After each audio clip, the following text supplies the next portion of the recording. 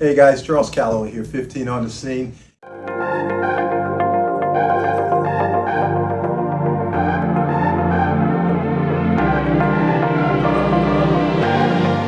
If you were talking to someone thinking about going into business for themselves, how would you describe the difference between being a PI and owning a business that is in the PI business?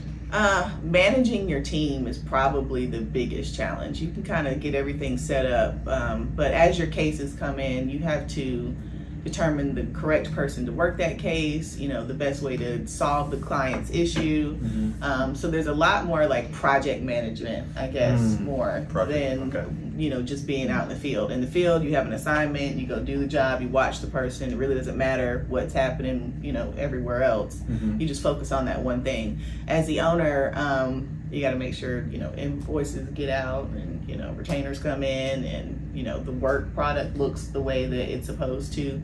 So there's a lot of like going over everybody else's work to make sure that it looks and answers the client's question and it's, as correct as possible. Doing PI work, you can, one thing we do not want to assume, right? You can't assume and you can't be but so opinionated.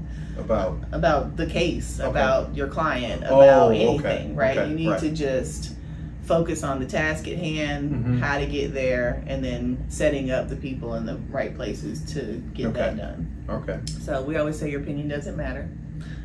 It's facts. I mean, really, it's facts only. Just the facts. Right, just Are the facts. Are you old enough to remember that show? I've heard that line, but I do not think I'm old enough. It's on the show. Yeah, my wife, she's a little older than me. She told me about this show, and that's what okay, yeah. Well, I don't know, but I've heard that. Okay. Facts are just stick with the facts, man.